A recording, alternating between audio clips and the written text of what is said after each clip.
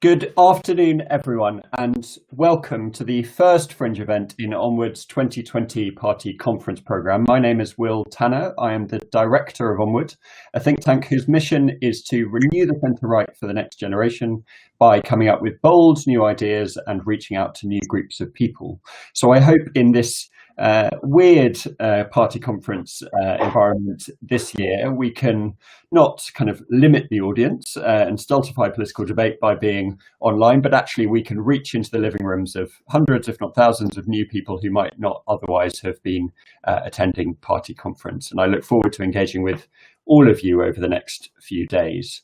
Our first event, this afternoon, looks at an issue that has grown in importance in recent years and cast a shadow in some ways over much of our politics, the changing nature of community and the decline over several decades of neighbourhoods and local parades.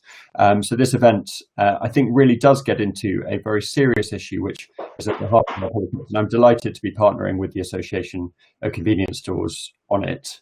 20 years ago or so, there were lots of people, globalists, digital pioneers, who cheered the death of distance and the rise of what David Goodhart might call the anywhere society. But today we live in a slightly different world. In the aftermath of the referendum 4 years ago, the kind of rising political volatility and economic anxiety that followed it, there's been something of a reappraisal of the importance of the local and the social and the vibrancy of local economies.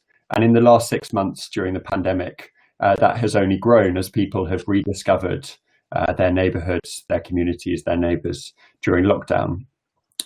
This is an area I hope that many will know is an area of considerable kind of focus and work Onwards. Ahead of last year's general election, we argued that the victor would be the one who captured most successfully what we call the politics of belonging. And I think we were proved largely right in that respect, with a manifesto and a political agenda from the Conservative Party that really did speak to place and rootedness and belonging. Earlier this year, we launched a long-term programme on repairing our social fabric to look at exactly this question that we will get into today. So this morning we will ask some big questions like, how can policymakers and local leaders preserve the local community spirit that has emerged during lockdown? How can we protect local institutions like shops and community businesses from the winds of globalization, digitalization, online retail? What effects do things like business rates or the planning system have on the social and economic fabric of local neighbourhoods? And what are the opportunities for reform, given the government is reviewing both of those two things? And how can initiatives like the Towns Fund be built upon to bring local parades back to life, to bring vibrancy and excitement back to those places that have perhaps been a bit unloved or in some ways become unviable in recent decades? To get into those questions and many more, I'm sure, I'm delighted to introduce an all-star panel of speakers. We have, first up, we will hear from Paul Scully MP. Paul is the Minister for Small Business, Consumers and Labour Markets, and also the Minister for London. You were elected, Paul, in 2015 in Sutton and Cheam, and you have since sat on the International Development Committee, the Petitions Committee, and you were, I believe, a small business owner yourself before entering Parliament, so you speak with experience from outside politics too. The next person we will hear from will be Danny Kruger. Danny was elected in 2019 as the Member of Parliament for Devizes in Wiltshire. He has previously been a political secretary to the Prime Minister, Boris Johnson, and some years before that was a speechwriter for David Cameron. And he also served as a civil servant, as a specialist advisor in Theresa May's government, advising on the future of civil society. Danny also speaks from experience. He is someone who set up a charity in 2006, the youth crime prevention charity Only Connect, which does fantastic work with young people at risk of being dragged into lives of crime. And only a few weeks ago, so hot off the press, Danny completed a review for the Prime Minister looking at how the charity sector can play a full role in the recovery from COVID-19. Our penultimate speaker will be Virginia Crosby MP. Virginia is also a newly elected MP for the seat of Innismon. She was previously Director of Women to Win, worked at UBS and then retrained as a maths teacher, I believe, and has been PPS in the Department for Health and Social Care since February, and also a member of the Welsh Affairs and Women and Equality Select Committees. And finally, I will turn to James Lohman, who has been Chief Executive of the Association of Convenience Stores since 2006, a body that represents over 3,500 convenience stores, so a huge membership reaching into every community in the land. He's a member of various ministerial advisory bodies, including the National Retail Crime Steering Group, the Retail Sector Council, and sits on a number of boards as well, looking at this very issue. So an amazing group of speakers that will get us right to the heart of the issues, and I hope develop the policy conversation further. In a moment, Paul, I'm going to turn to you, but just three very quick housekeeping rules, which will be very familiar to everyone, but just to reiterate. First, please, to everyone tuning in from your bedrooms and your sitting rooms and your dining rooms at home, please feel free to ask questions throughout the session. There should be a Q&A tab at the top right-hand corner of your screen, which you can click on, ask a question. That will be beamed straight to me as the chair, and I will pose those questions to the speakers during the Q&A part of the event. Second, if I can ask speakers to mute themselves when they are not speaking and unmute themselves when they are speaking. We've all done it. We will all do it again, but if we can try and do that, that would be fantastic.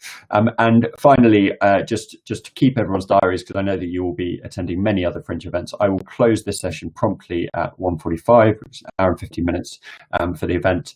So if you do have questions you want them asked, make sure to get them in well before that, because I will be prompt with timing to protect our speakers' diaries. So without further ado, I'm delighted to hand over to Paul Scully, the Minister. Thank you. Thanks, Will, and thanks very much for giving us all the opportunity to discuss a crucial area.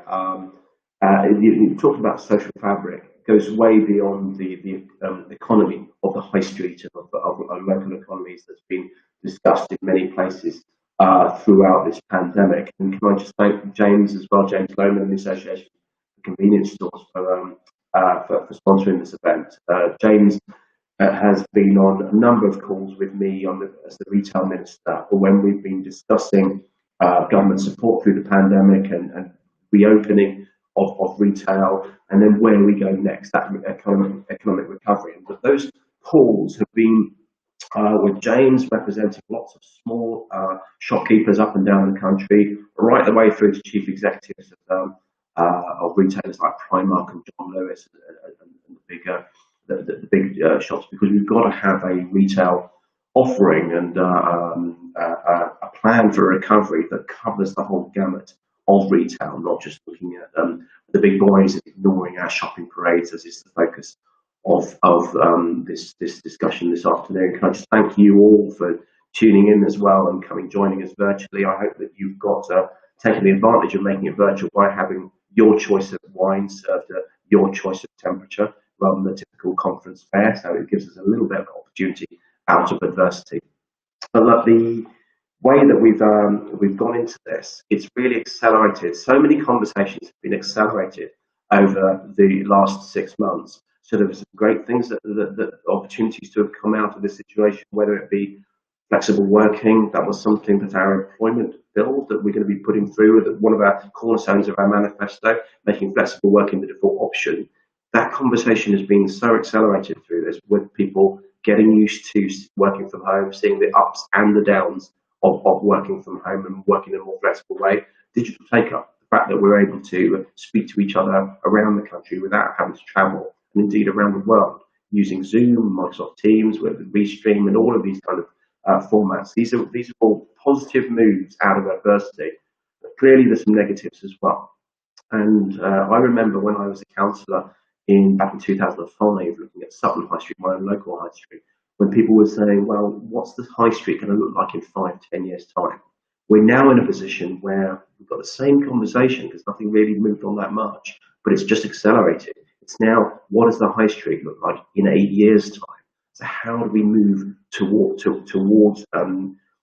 shaping what is effectively a market-driven move? Because one of the areas that when I tackle retail is that I sit there and work on retail from the retailer's point of view, working with people like James and the like. But then you also have communities and local government department. You've got my counterpart over there, Luke Hall, who looks at high street from the council point of view, from the residents that vote for their local councillors, on what they want to see on their high street. So there's big questions to answer. But of course, this isn't just about high streets per se. It's also about secondary shopping areas, the shopping parade, the couple of shops at the end of your block or these kind of things. And these are people who really know your community. They know you well. They know people by name. They know their wants, and they can respond. One interesting thing that we can look at when Will talked about policy. There's a fundamental thing though. Before we get there, we've seen businesses pivot time and time again. Furlough is the business word of this year. I want to make sure that pivot is the business word of next year, where people realise in certain cases that they're running out of road with their current business model because things are changing significantly, and so they've shifted it. We saw in the pandemic how a number of restaurants and delicatessens were starting to sell sort of farm produce and these kind of things, and they were being really responsive to what their local community wanted. There's one example, but the one lot that hasn't pivoted yet is government. Yes, we're making decisions faster than ever before, but the systems that we're using at local authorities exactly the same. The systems we're using pretty much the same. We've got to really look at how we can tweak that. One example I was just looking at this morning was a cafe in Shopping Parade in Camden, whereas they wanted to obviously expand. There's a number of pubs and restaurants and cafes that have been able to expand by using outdoor space, and the council allowed them to do that. They put up a load of traffic cones, a bit like temporary roadworks, effectively. What they hadn't told them is that they needed a second license to actually put tables out in that outdoor space. Why? Because they actually did the whole process looking at Google Street Map rather than going and looking at that shopping parade, seeing how it all worked, and speaking to the business owner.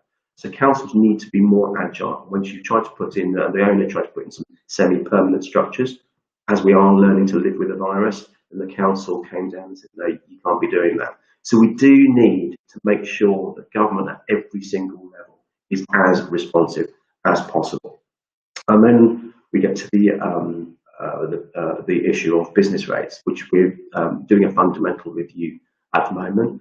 And clearly, we've given business rate holiday to a lot of different retailers and the hospitality sector who are particularly hard pressed in this. But you know what it's like? It's always very difficult when you take something, you give someone a holiday. When you start reintroducing that becomes a very difficult thing to reintroduce when people have to pick up that, not just from an economic point of view because it's a big fixed cost, but because it's something that they've got used to not having to pay. So the fundamental review that we were always going to have anyway has come at an opportune time. And we've got to make sure that we get as many submissions as possible. So we have a business rate package, a new fundamental business rates that better connects local retail to their local area. It's too often the case where you get pressure from people on councils in particular, from residents who are voters. Businesses don't have that same connect with their local authorities. This is something we saw when we were actually handing out the business grants to retailers and hospitality, which was actually reverse engineered from the business rates system. But what we found is that local authorities couldn't find a significant number of businesses, some who may have actually gone out of business. But there's about £2 billion of support that was there, that was free, that wasn't being claimed, and the local authorities didn't have that connect so they could find the people and how to actually pay them. That's something that I hope is a lesson to learn from local authorities, that they do need to have a closer connect to their businesses. So it'll be interesting to see how the discussion pans out. I'll hand back to you now, Will, because there's so much more we do need to do to make sure that, yes, we need to pivot. Yes, we need to make sure our high streets are fit for the future. They will look very, very different. But those secondary shopping parades still must have that contact and that proper connect so that we make the most out of independent businesses with communities as well as the local economy. Paul, thank you so much. That was fantastic and really, really interesting to hear what is on your mind, as clearly, as you say, lots of local business environments are changing rapidly, and lots of businesses are having to be resourceful and change the way in which they do things in order to serve their customers in a new way, especially given the disruption that we've seen over the last 6 months. Fantastic. Well, can I now go to Danny Kruger to give what I suspect will be a slightly different perspective, but I hope complementary, looking perhaps at social fabric and charities, perhaps. But Danny, I won't try and preempt what you say too much.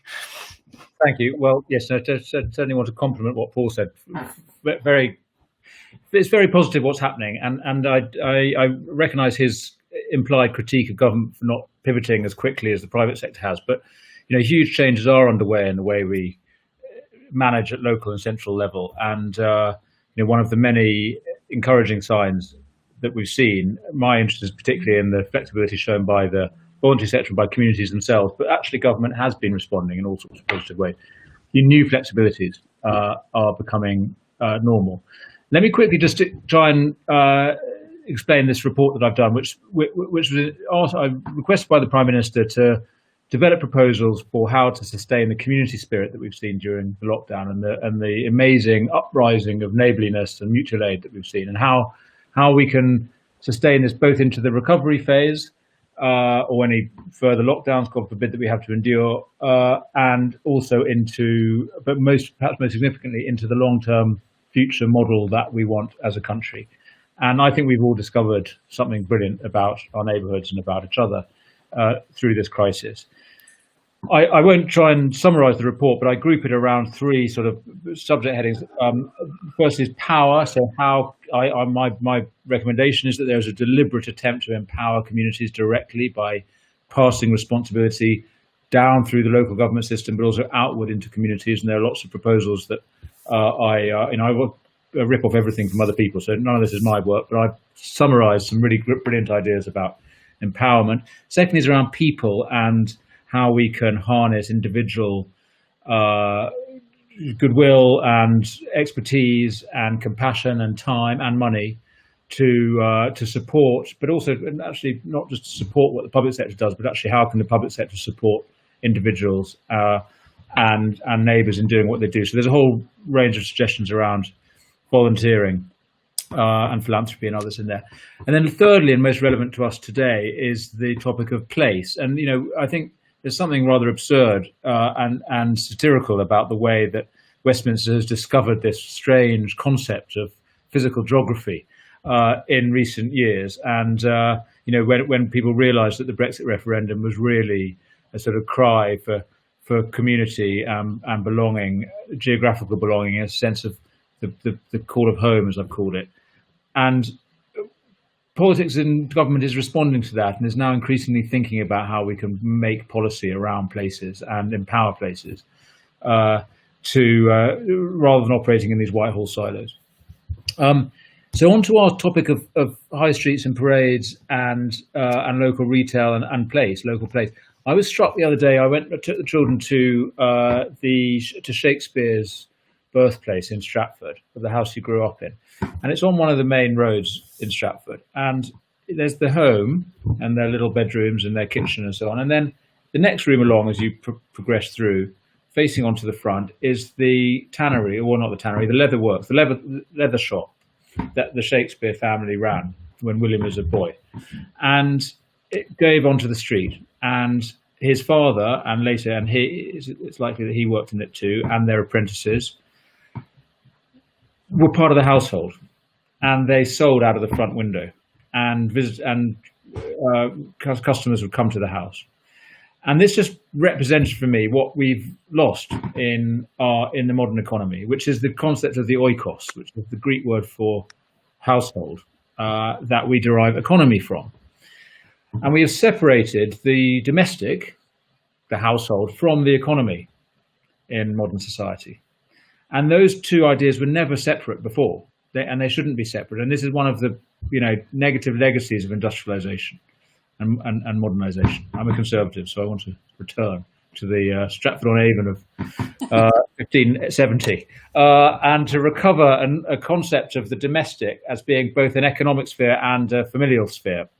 And I mention this because I think we can, and we are by default, by necessity, developing ideas around the modern economy that are that is more local, and in which people are not required, if they want to have a career and to put food on the table, to work long hours far from home in a completely unrelated industry or sector to the place that they're from. I mean, they can, of course, and the glories of a liberal economy is that we have huge opportunities to do that. But the evidence suggests that many people want to work closer to home. They want their work to be more connected to their community and to their own life. And rather than a work-life balance, we want a sort of work-life synergy. So it's not as if these two alternate forces can somehow be balanced. Actually, they should be more related. So, to try to get more practical with us, how does this all apply to us? Well, actually, we're seeing a huge change in retail and in the life of a high street in a town. I think we should be thinking, if people are not going to be occupying offices in the same way they were before, can we convert some of these offices back to residential? Can we breathe new life into places? I mean, the wrong example to take, but it's relevant to us politicians, is Westminster, which used to actually be a very residential place. It was a proper community years ago. It's now this sort of appalling, it's purely a sort of daytime place of civil servants, although now it's empty because all the civil servants are working from home, or they have been. It's a wasteland. You have these huge buildings, which are empty because the civil servants aren't in them. I'd like to see us returning Westminster to a residential centre and setting off some of those huge Whitehall buildings. I think that would make us popular and would be good for housing. Anyway, so more residential in cities, in town centres, but also more focus on social enterprise and on creative industries. And I think we should see, and I take this idea from Nick Boys-Smith at Create Streets and Roger Scruton, who they worked on the Building Better, Building Beautiful Commission around planning. A new flexible youth class, an automatic assumption that you can do pavement trading. This flexible youth class, which means that you can also, an empty shop could suddenly become anything. It could be for office, or it could be for retail, it could be for creative, it could be a youth club. And we should see our streets as becoming a sort of medley of meanwhile uses, of permanent, temporary uses, creating opportunities for maker spaces, for pop-up retail, for co-working spaces, rather than these rigid delineations of planning use. Let's be more flexible and creative around that. All linked together with digital. And I, in my report, make an appeal to the big tech firms. I think they should, for free and without any commercial benefit to themselves, and certainly not extracting any data, they should invest in providing a sort of digital infrastructure for our places. And then I'll finish this up. But last point to make is I think we need to deploy public sector spending more imaginatively, and communities should be empowered. We have the Social Value Act, which seeks to encourage commissioners to think not just about best value for the item that they're procuring, but how that spending will benefit the wider community in terms of supply chain and sort of external effects of that spending. I think we should empower communities to develop their own social value plans for a place. So how should public spending be used to support the local community and drive growth and civil society in a place? And then very much lastly, assets. I think we should be seeking how to convert often moribund or loss-making public assets into community assets, and there should be far easier for a community group or the local community, in whatever form, to acquire the ownership of assets. And we've seen that places very successfully ride out austerity. Imaginative local government has effectively gifted leisure centres, libraries, community centres to the public or to local community group, which effectively runs a social enterprise, and they operate. They can make a loss maker into a profit making organisation. So I think we should be empowering places with that. That's I think it from me. Will, back to you. Danny, thank you so much. Fantastic to hear your thoughts as ever. And I was glad to hear you talk about Sir Roger Scruton, the late Roger Scruton, especially when he talked about oikos, and he obviously coined that phrase oikophilia, the love of home, which I think is very, very relevant to this discussion. Next, I'm going to turn to Virginia Crosby. Virginia, I'd love to know your thoughts on this discussion. No, thank you, Will. Well, I just wanted to start by tracking my journey. I remember as a young child going to stay with my grandparents, and they'd take me down the Grays Parade, and there'd be a fruit shop, and it was very, very sociable. And then when I had my own children, I remember I really wanted to shop anywhere that had free parking and sort of out of town, sort of mother care, anything that made it really, really easy. And now as a working mother, it's much more based on Amazon and getting Sainsbury's delivered. So literally in a short period of time, you've seen how our shopping experiences and our shopping practices have really, really changed. Now, I'm the MP for Arnismore on the Isle of Anglesey, and I stood on a manifesto of jobs, skilled employment and investment, and that was really, really sadly lacking. Someone in Holyhead came up to me and they said there hadn't been actually sort of jobs that hadn't been in the town since the last Conservative, which was 32 years ago. And you really feel it. Holyhead is the second largest roll-on, roll-off port in the UK. So there should be an awful lot of traffic coming through. But the high street is just full of lots of nail shops, lots of charity shops, coffee shops. It just basically feels very, very sad. And I think these communities, I think we should embrace the fact that we need to have these high streets need to be vibrant, need to be alive, to keep the young people on the island, to keep the young people in the communities. And for me, that also means keeping the Welsh language alive. So there's so many reasons to make these parades and make these high streets actually really, really work. Now, coronavirus has been devastating for everybody across the UK and across the world, but there are some positives from it, and that has been the whole sort of resurgence of community. And you've really seen communities coming out, supporting those people that are shielded.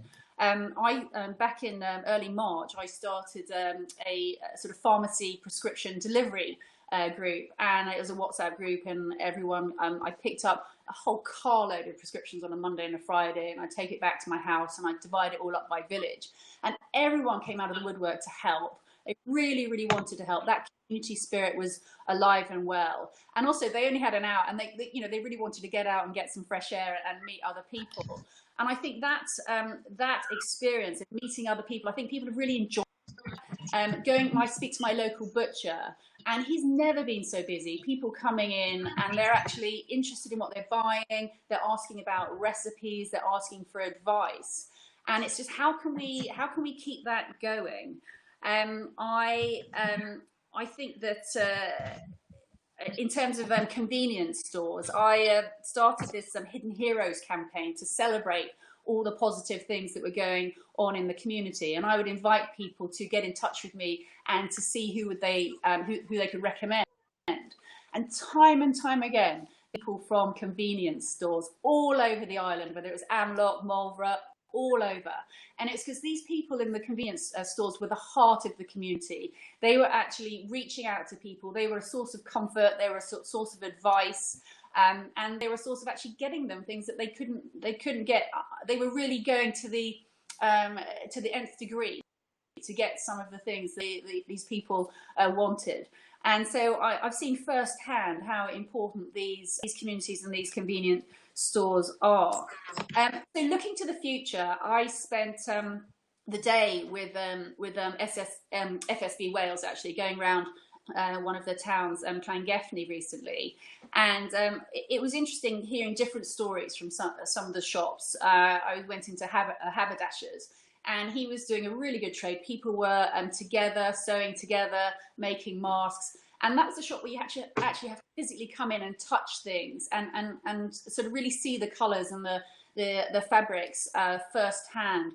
I went into a concept spa, and they'd never shopped online. They'd never had an online offering, and they were doing a roaring trade in hot tubs, and they'd had to iterate because of coronavirus, and their whole sort of business model had changed because of the virus, and they could see actually that was a way forward. And then a few sort of entrepreneurs, again, were being very successful. Anglesey Brewhouse and the Red Boat ice cream, again, were a beneficiary of people being at home, wanting to shop local. And I think it is this case of, I think Will, you mentioned it earlier, in terms of shining a light on what we want to see more of. And it's capturing that spirit of entrepreneurs and innovation. And I'm running an event for entrepreneurs next Friday, and getting people together to showcase the businesses they're starting, to encourage more people. And I've seen particularly women, they've really enjoyed being part of a group. They've enjoyed feeling very useful, part of the community, very productive. And I think what we're going to see is a lot more women coming back to wanting to work and wanting to support these high streets. And we've got businesses like Etsy, women to make jewelry and things like that at home and then sell them on a platform. And I think that we really want to get more of this sort of iteration. I think that's very, very important for these high streets. I met up with my town council recently, and we were all sitting around in a very socially distanced group, and we were talking about the high street. And I actually said to them, I said, right, so I'm really here, I want to support you. What are your ideas? And they all just looked at me blankly. And I just think, so part of this is ownership, is actually whose problem is it? If we want a solution, who should be driving it? And there's this real blame culture. They were blaming the out of town stores. They were blaming the council, and I think we need to move beyond that. We all want to have these communities and these shops. So I think we really do need to redress that and realise that we need to focus on the future, because it's changed, and let's embrace the positives of a coronavirus. And if you look back to the Great Fire of London, it was an absolute tragedy. But out of that tragedy, we got town planning, and we got the fire brigade. And so out of this tragedy, there are going to be things that are coming out of that. And I think it is this sense of community, and the fact that we're all in this together. And the pharmacies really have iterated themselves. You can get your flu jab, you can get your cholesterol. People go there a bit for a chat. We've got these hubs. This lady set up a hub in my town. And she's got sort of little pods where people can go and do jewelry or networking and actually just work together. So those have been very, very successmaking. And then retail experiences. I wanted to touch on that. A sewing shop where you've got quilting groups together, butchers giving butchery lessons, candle makers, shops having sort of beauty birthday parties. And libraries. Danny mentioned libraries and community centres, where these are places where people can really go and have more than just the library experience. And I think we do need to capitalise on that. Brightening up the high street. I was contacted yesterday by someone in Amlot. They're getting some money for Heritage Fund for a mural, and I think it really is a case of trying to brighten these high streets up and make sure they're destinations. In Ruislip, I think the council, they did something with the shop fronts. I think they went 50-50 or something, and all these shops just really had a real effort recently to brighten up. And I think that's something that we need to do. We've all had a really, really tough time, and I think we need some good news coming through. So I would end by saying, I think we need to stop the blame game. I really think we need to do. We are where we are, and this is a different era. Buy British. I think this is sadly something that is not pushed enough. I think it's back to that sort of Churchill digging for victory. Your high street needs you. If you don't support the high street, they're not going to be there for you. Making the high streets a destination, things like the haberdashers where you can go and touch and feel. Don't underestimate the social and the mental health aspect, which Danny spoke about. The elderly are, I've spoken to some really elderly people in the convenience stores. Free parking. This is where the council can make a massive, massive difference, even if it's just a discount voucher for local people so they can get cheaper parking, or the first hour is free. specialising. We've got Ken High Street, where there's all the ski shops. You go to Tottenham Court Road, it's all the sofa shops and all the sort of tech shops, and you'll see groups of kitchen shops together, or and I think that is going to be a way forward. And embrace change. I think we really need to make sure that the high streets, it's all about supply and demand. We need to iterate and provide what communities want. And that really comes down to whose responsibility is it, empowering the communities and giving them the tools to actually deliver a coherent community plan. Thank you. Thank you so much, Virginia. There was so much in there, and I thought your analogy of the Borough of London was very apt. It's also true that the last great pandemic, Spanish flu, had a similar effect, leading to I think the first social housing in New York and the first public health committees around the country. So you're totally right that these moments do have kind of transformative, lasting effects, and we need to ensure that we embrace the kind of positive changes that can come from that and kind of consciously build back better, to use the slogan of this conference. Right, I am going to now go to our final speaker, James, to round off the discussion. James, you've already heard from everyone else, so you've had the advantage of being able to potentially respond to some of the comments you've had earlier, or set out your own unique perspective, and then we will have a Q&A function. And I'm glad to say that lots of people are asking questions. Just a reminder, if you do have a question, please ask it over the next 5-10 minutes, just to ensure that we can hear it before the end of the session. James, over to you. Thanks very much indeed, Will. I will try to be quick to allow time for those questions. I'm delighted there are so many questions coming in. And thanks, Will, as well, for the report around social capital, but yet to understand social capital and what it means today. And thanks to Paul Scully for his support during the. He mentioned a couple of things which have been incredibly helpful to members as policy interventions: the business rates holiday and the grant system that came in through the business rate system, if you like, or attached to that system in the pandemic. That has been massively helpful to our members. That has kept some businesses trading that would otherwise not be here. To be very clear, for all the challenges and issues in dealing with the pandemic, there are many things that have been got right, and that certainly be one that I would pick day to day and helps through these challenges, which obviously challenges no one had really expected only a few months ago. And I really welcome this debate because it takes us maybe beyond the usual parameters of thinking about high streets and town centres. Rightly, we've talked about those, and they are definitely part of this debate. Or takes us past that simplistic sort of urban versus rural split. I think for the first time here, we're focusing here on the areas that maybe aren't major shopping destinations. They're the local shopping parade, the village centre, the place where you buy. And these locations are the heartland of our sector, the convenience store sector. About 3/4 of convenience stores trade on their own or on a small parade. And the point I want to make, really, it's been alluded to by the speakers so far, is that these stores over a long period of time have adapted and have absorbed services that may otherwise have been lost. So post offices, newsagents, off licenses, grocers, and increasingly pharmacies. And Virginia gave the example of prescription collections, which are offered by minority of, but some convenience stores offering those services where they are. And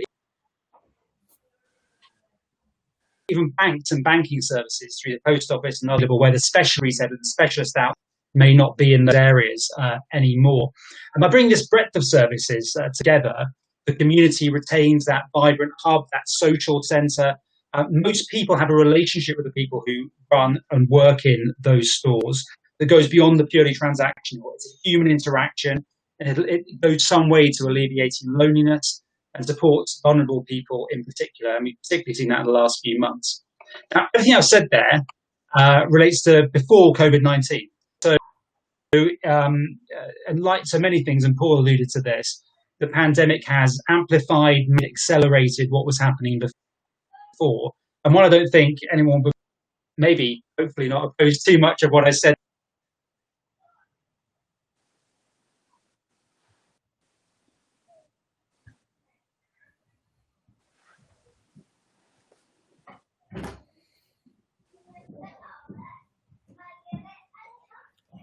I don't know if I'm on mute because there's something to do with this website and this guy's frozen, so I can confirm not connecting or keeping it. I believe we may have lost James. I think he seems to be having technical issues, in which case what I'm going to do is I am going to ask a question to all of you, and if we get him back, we will revert back to the panel and allow him to finish his remarks. But for the purposes of our viewers and ensuring that the event continues, I will just keep the questions alive. So I'm going to abuse the position of the chair to ask a question that I think is really fundamental to this debate, in which a number of you have touched upon, but haven't got into as much as some of the other themes, which is the question of employment and jobs. Because it seems to me that that a big part of local businesses and Virginia, you were talking about this a little bit with your constituency, that people want a connection to their local place, and one of the things that's happened in a number of different parts of the country over the last 5-10 years has been that good kind of high quality local jobs have declined and become less easy to come by. I guess the question I have is how can we use local businesses and local parades and neighbourhoods to generate some of those jobs in the future, bearing in mind that only this week Andy Haldane from the Bank of England was talking about the fact that we have an economy that's kind of getting up to 95% of capacity, pre-COVID capacity, but is still 4 million jobs, potentially 4 million jobs short of where it was a year ago. So are we moving to a kind of economy, a new world where simply there are fewer jobs, and what can we do through local businesses and local neighbourhood shops to create those jobs for local people and to build some of that local connection between work and home that Danny spoke about? Perhaps I can go to the minister first, and then I will come to Virginia and then Danny, if that's all right. So, Paul. Yeah, thanks, Will. If I can talk about my own particular constituency for 2 seconds. It's in southwest London. So you've got all the high streets, the shopping parades that we were talking about, but you've got that massive gravity pull of the centre of London as well. And 40% previously, 40% of residents were commuting up to London to work. That is going to change. So how is it going to change?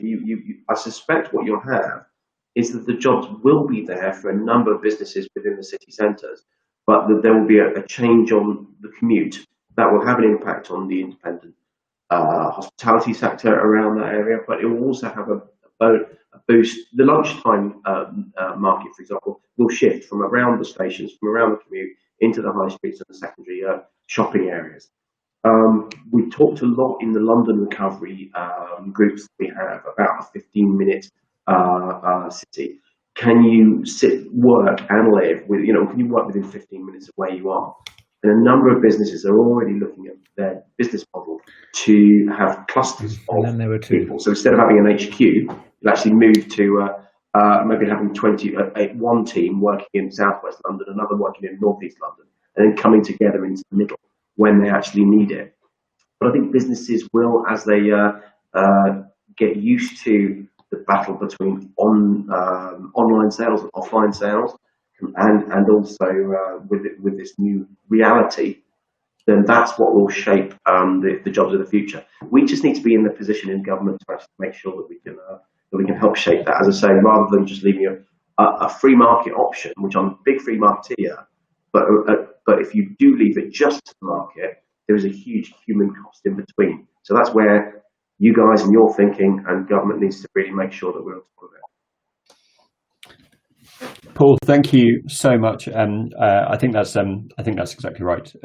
You're totally right. If you do, the market clearly is what drives the economy, and we can't get away from that. But at the same time, we do need to ensure that some of the kind of negative impacts are mitigated, and that we're ensuring that the local people have good, high quality jobs. I'm going to pause there. I will come back to Danny and Virginia on that question in the Q&A, but we have James back. So James, we lost you there momentarily. I hope the connection is now slightly better, and I hope you can continue your remarks where you left off.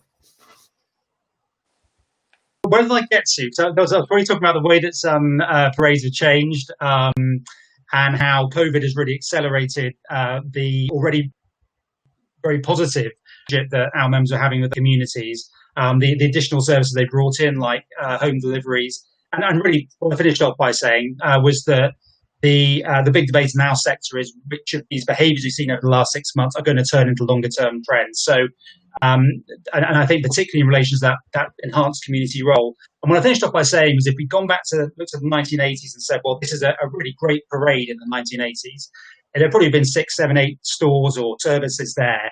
But completely the wrong approach would have been to try to preserve that range of services and aspect.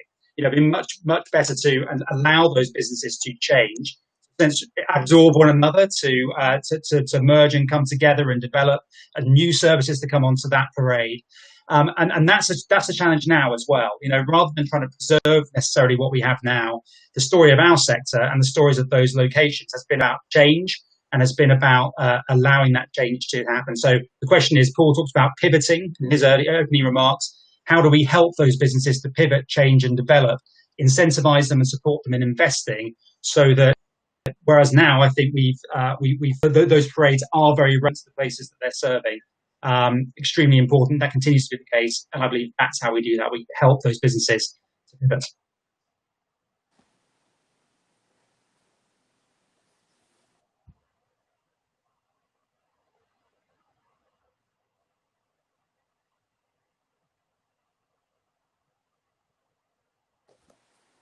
Well, I think you're on mute. First one of the day, I think. It was inevitable that it would have been me that did that. So I was just thanking James for his remarks. I think he's dropped off again, but there are some very strong common threads between all of the speakers. Actually, it's very clear that there is a very strong feeling that local neighbourhoods, local parades, local businesses are essential and a really, really important part of the social fabric of place, and that we need to do more to preserve and protect that. But there's also, I think, in all of your remarks, the recognition that we cannot just freeze things in time. We need to let local places adapt and let or encourage that type of innovation at a very local level to allow businesses to change their offerings and to serve local people in different ways. And that's what we've seen largely during the pandemic. So the question is how we can accelerate and support that in future.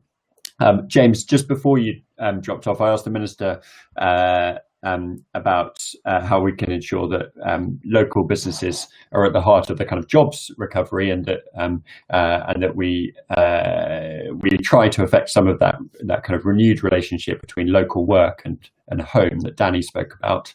I only asked the Minister, so I didn't give Virginia or Danny an opportunity to respond. So I will ask Virginia to come in, then Danny, and then I might ask you, James, about how your members support jobs and what more we can do to ensure that they can keep people from unemployment in the coming months. So Virginia first. Yeah, no, thanks, Will. This time last year, I was a maths teacher, so I used to teach disadvantaged young adults maths. And they all wanted to be entrepreneurs. That's why they were studying maths. So they loved The Apprentice, they loved the Dragon's Den, and it was actually my students that led me to the Conservative Party. But they are, they are the next generation. They don't expect to be working for, a lifer at any company. They expect to have, 1, 2, 3 jobs, probably all at the same time, hot desking, actually going into Starbucks to get free Wi-Fi, and just to have a bit of company and unlimited coffee. So I think that this is a whole new generation. And Danny and I both know the Aldridge Academy, which is next to the Grenfell Tower. And I love what that secondary school does there, because as the students go in, they've got these glass pods of entrepreneurs. And so what they actually see is people doing the jobs that they're probably going to end up doing when they're older. And of course, when I was at school, that sort of, I think we need to be preparing these young people for the jobs that they are going to be doing, and that really is dependent on collaboration. We need to be getting these young people to collaborate, and in school that's sort of called cheating.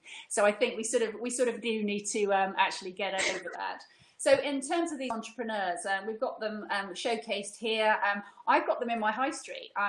In Holyhead, I've got a brewery, and upstairs they've got all the tanks and there's loads going on, and it looks like, there's some sort of stills, etc. And then downstairs they've got retail, and it's fantastic to see, because of course we want these high streets to be busy. We want there to have shops, but what we want is quality, high-skilled employment. That's what we're looking for. That's what is all about our levelling up agenda. So how do we get these high skilled jobs? And that's by having these entrepreneurs.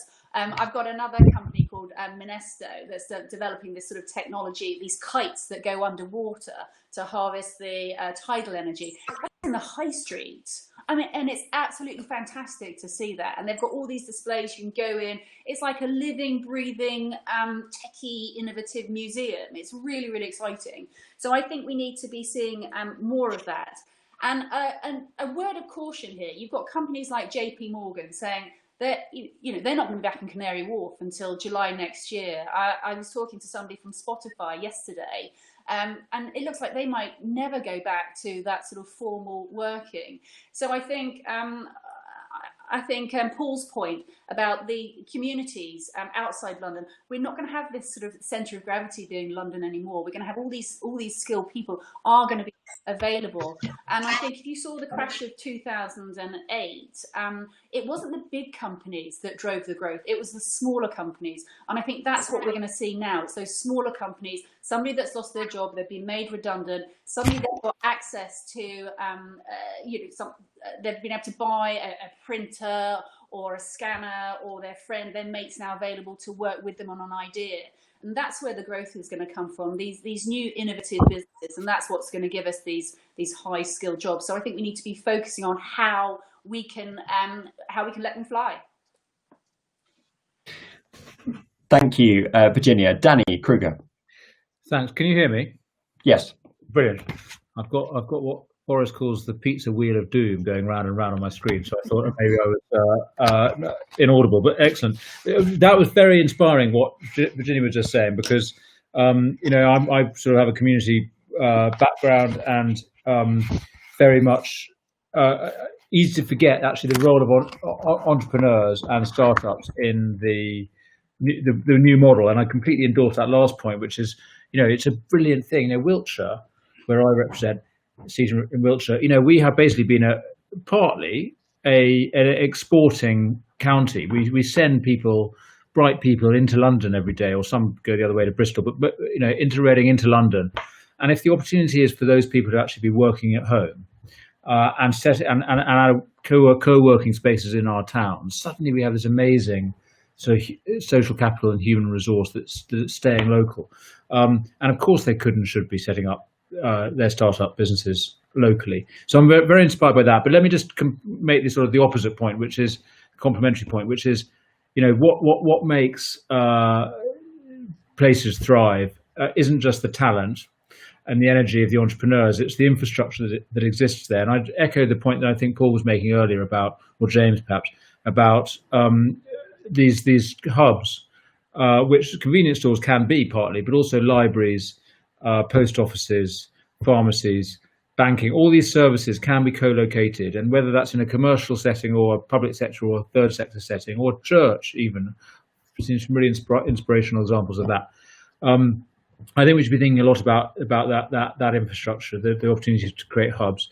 Also, and it hasn't been mentioned, but I think but James, presumably the convenience store is the great opportunity for what I think used to be called fulfillment. How when you're getting your online shopping and you're not at home to receive your parcel, the shop being the place where that can happen.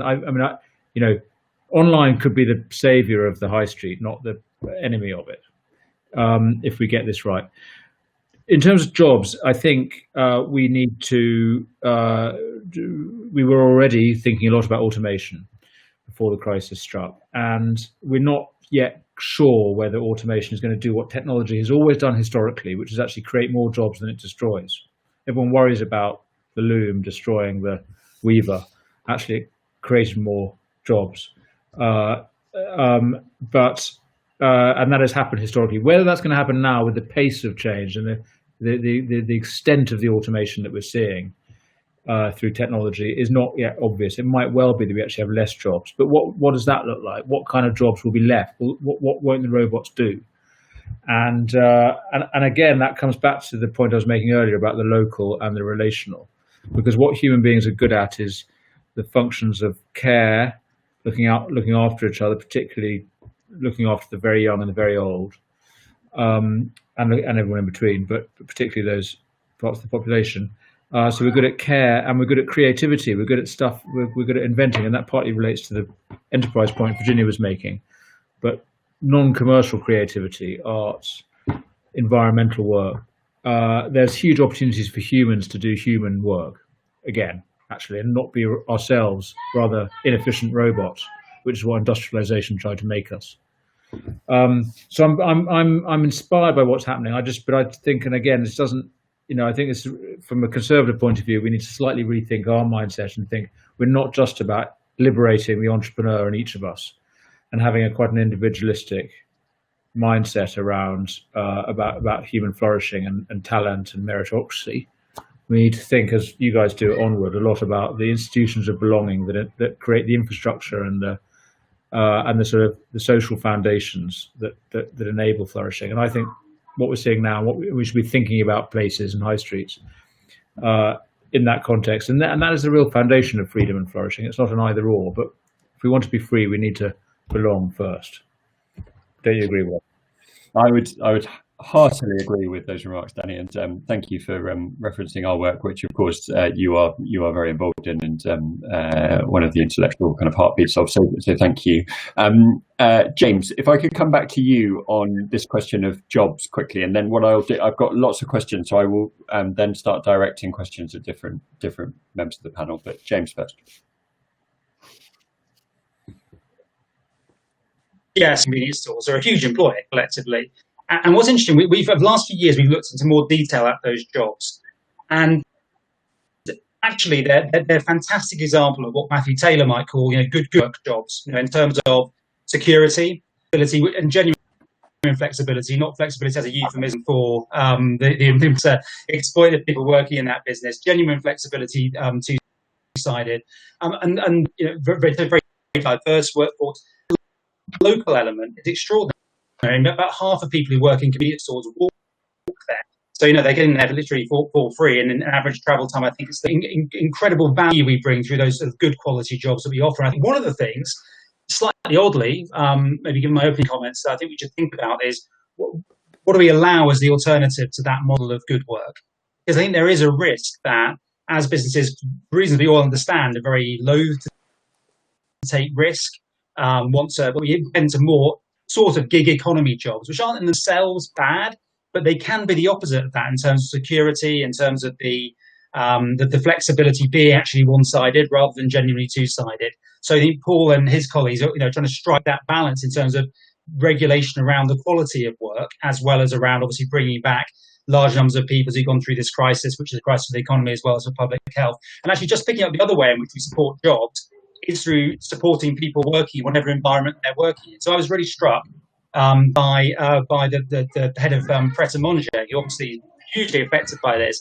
But their response actually to what's happened, and obviously the move to more home working, is to say, well, our estate of places we're operating from, our footprint in terms of where you can get a Pret sandwich, is likely to change to move into some other areas where people are and where they're going to want Pret sandwiches at different times of the day, which actually, in many cases, is going to be the types of places where our members are operating, close to where people live. So in a way, it's how we are providing those services to everyone, whether they're commuters, home workers, students, retired people, across every form of life, and how we can adapt to that. I think that's a really important part of actually supporting the changing job market as well. Fantastic. Thank you very much, James. I'm really struck by that comment that half of people working in convenience stores walk to work. That's an amazing statistic. Okay, so we've got lots of questions that have come in, and what I'm going to do, just in the interest of time, because we've got about 12 minutes left, I'm going to direct some questions directly at people to answer, and then come back to others. So, Minister, I've got one for you, which touches on something actually that Danny said. But it's something that I know a number of organisations are great kind of fierce advocates for, which is, do you think there should be a push to encourage more community ownership of shops and businesses, or should the focus be on supporting existing shops that are struggling? I.e., is community ownership an option to save high street shops, or should we be trying to preserve shops as they currently are? Well, I don't. It's as I think some of the other speakers have said. Don't preserve things in aspect for the sake of it. Let's not try and get back to a new normal, which actually probably didn't exist in the first place. It's a mixture. There's some obvious really good examples of pubs, for example, that have community ownership. There's the Hope in Carshalton, which had severe problems 20 years ago. It was near where I used to live, and they had a lot of problems around it. It's now community owned, and it wins the Camera Pub of the Year competition every year in London. And it's just how you can get people together and just actually put their priorities onto their local area. But you can still do that for private ownership. You can still do that through existing businesses. But it comes back to what we were saying before about how do we shape the change that's naturally coming through the free market anyway, and that's getting people more involved in the overarching planning process, not the minutiae, not the NIMBY stuff, but actually the zoning, the flexible planning that Danny was talking about, flexible usage, and these kind of things. What do you actually really want to see in your high street, your shopping parade? But greater sense of community rather than necessarily community ownership. But it's a mixture.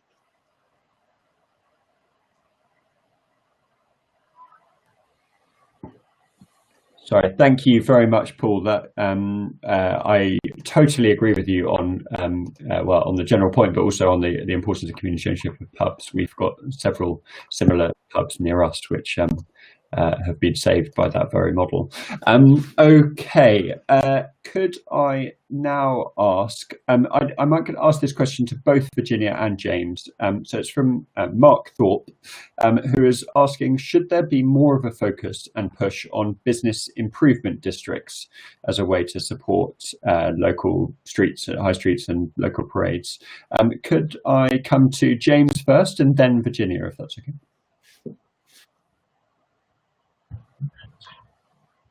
So business improvement, there are many very good examples of business improvement districts that have made a really positive difference to high streets. Because of the model of funding bids, they tend to be more focused on where there's a real concentration of a lot of businesses. And that's where you can get the fiscal mass to really invest in things that are going to make a difference. So yes, I think it's a really good model. They have helped in many areas. And the key thing about the model is because it's a vote for a levy on business rates, there's then sustained funding for a period of time, which allows some planning to happen rather than it being going around with a begging bowl every 6 months. And you can't, with that method, you can't really get sustained. But what I would say in terms of parades, particularly we're focusing on our sector, not going to have maybe anything from 1 to 6, 8, 10 businesses operating there. So I think they're part of the solution. I don't think we should see them as the panacea, certainly not for our type of locations. Thank you, James. There are a number of people, which I think Danny referred to in his review, looking for community improvement districts as well, and thinking about kind of variants of the bid model that could be focused on local communities. That might be something we could look at. Virginia, do you want to comment on this question as well? You're on mute, Virginia. Apologies. I think in terms of business improvement districts, I think anything that focuses and shines a light on a particular area and that everybody works with that, because I think it really is a community focus. And I think the challenges that I found on the island is whose responsibility is it? Is it the council? Is it the town council? Is it the charity sector? And I think anything that focuses on getting everybody together to actually have that commonality, that common purpose. And I think if you can extrapolate that, we're going to have 10 free ports around the UK.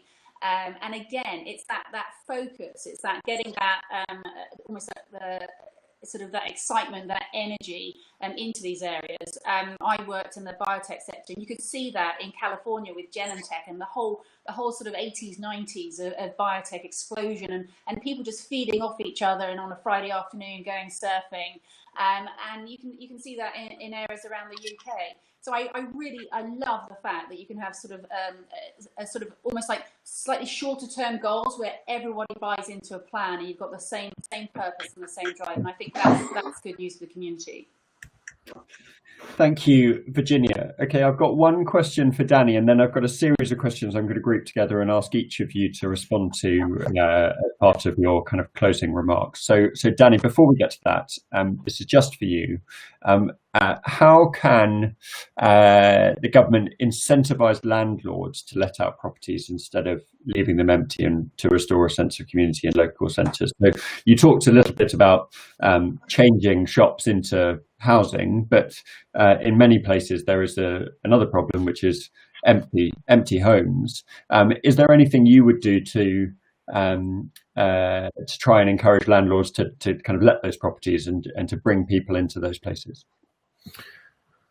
Well, I mean, the obvious thing is to use council tax as a means of pressuring landlords to let their homes to people. I mean, the fact we don't actually have a housing shortage in this country, we've just got the houses in the wrong places, or rather, perhaps I should say the people in the wrong places, because rather than simply trying to respond to demand and building more and more homes in the southeast, particularly, or in the city centres of our big cities, although I'm up for that. As I said, let's convert Whitehall into a residential area again.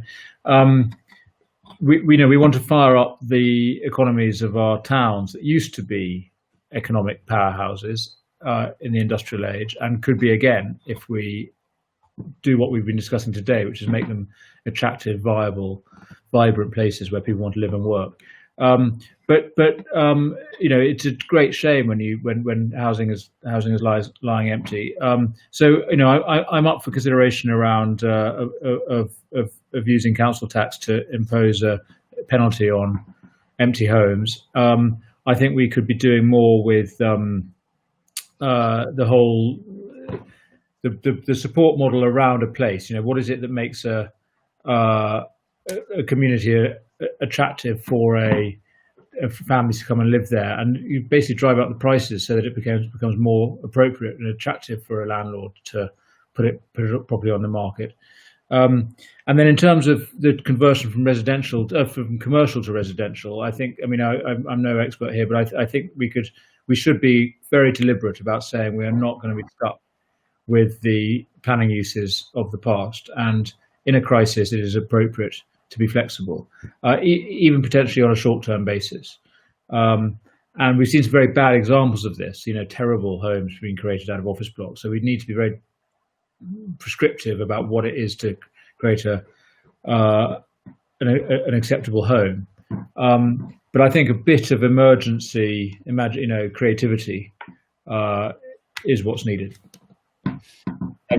Thank you, Danny. And obviously, Robert Jenrick did act last week, I believe, to remove some of the kind of problems with permissive development to ensure that high quality homes were being delivered.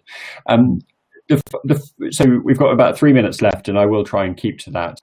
We've had a number of questions about the role of e-commerce and the internet, which we've touched on a number of times already. But I think just as a final question and a kind of provocation, if you will, which I'm going to ask each of you, is: do we need to act to either better regulate or better tax e-commerce in order to improve the local retail environment? A few of the questions and comments have touched on that big question about the kind of the battle between the high street and online retailers. And so if I could just ask each of you just to respond directly to that question and say anything else in your closing remarks, and then I will close us off. So Minister, if I could come to you first, because I think you haven't spoken for some time, and then I'll go to Virginia, then James, then Danny.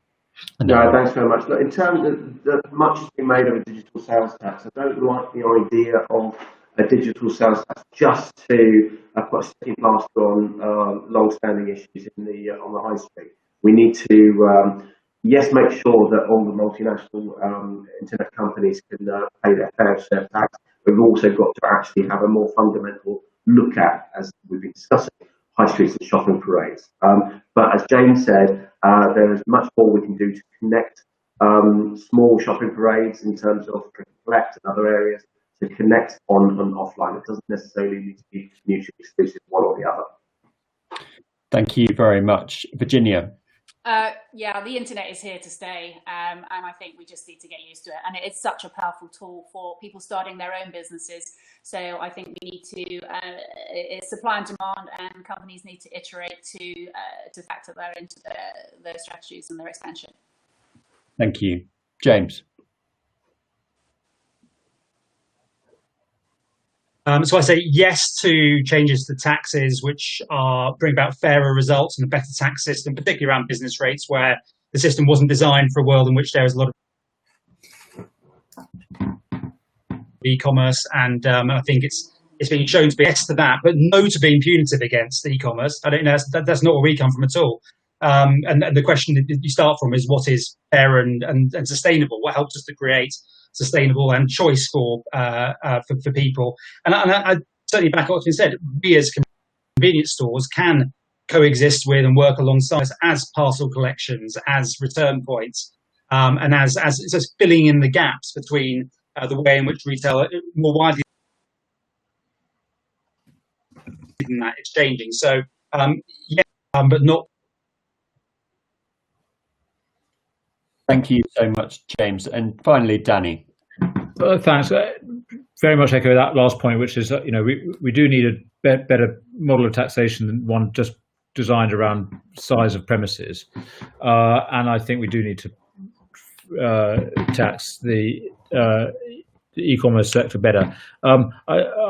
So agree with everything that's been said. I would just add my thought, which is I really wish these big tech firms in particular, as some do in a sort of limited way, I think Facebook has done this a bit, try and deliberately become organizations for somewhere, not just anywhere, and to think about places. And I would like them to be, in order, frankly, to make us like them more and not try and punish them too hard, investing philanthropically in places and creating digital infrastructure and lending expertise, not extracting value or data or commercial advantage, but just because it's the right thing to do, and they have a very generous tax regime, to be putting a huge amount of money and help into local places and creating a digital infrastructure of communities.